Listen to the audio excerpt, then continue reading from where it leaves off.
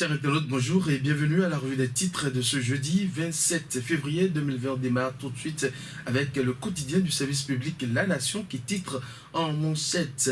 Amélioration du climat des affaires, le secteur privé satisfait des réformes fiscales, financement de l'éclairage public. Le gouvernement lève 13,5 milliards de francs CFA. José Tonato au sujet de l'assainissement de la berge lagunaire de Dantokpa, de relogement va recaser tout le monde. Le Béninois libéré, innovation dans le traitement des impôts, grosse fortune pour le secteur privé, recrutement de 100 000 fonctionnaires pour le ministère des Finances, éclairage du Grand Nokwe, 15 000 lampadaires photovoltaïques bientôt installés. Travaux d'aménagement et de bitumage de la route Guessou Sud, Faubourg-Sinandé, Réhomé lance les travaux demain. Conseil des ministres, mise en place du registre national des personnes physiques et non physiques. Talon règle enfin un gros problème. Réforme de l'état civil. Les actes bientôt dématérialisés.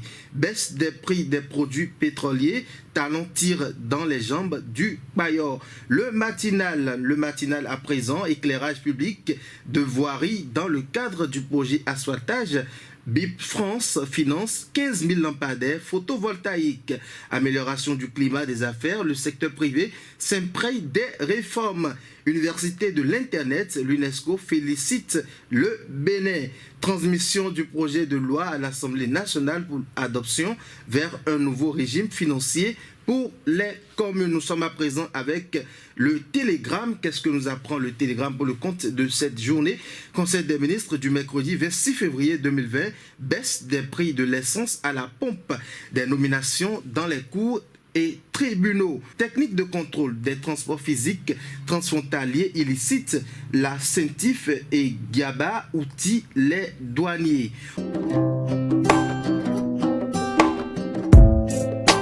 First Contact Afrique, c'est le visage inconnu de personnalités et d'entreprises. Avec First Afrique TV, c'est l'actualité autrement.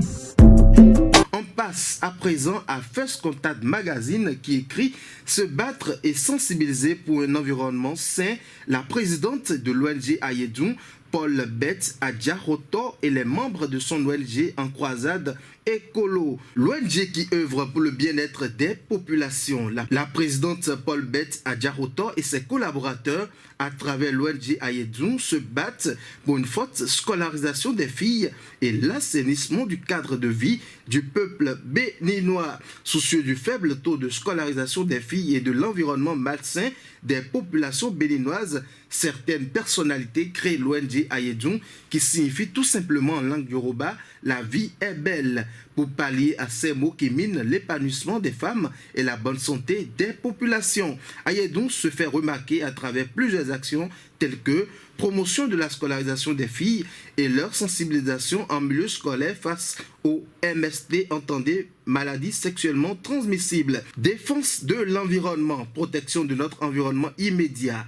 sensibilisation sur l'importance des gestes néfastes sur l'environnement, développement des réflexes de protection, de pureté, d'assainissement. Tous ces détails sont à lire dans cette parution exclusive de First Contact Magazine.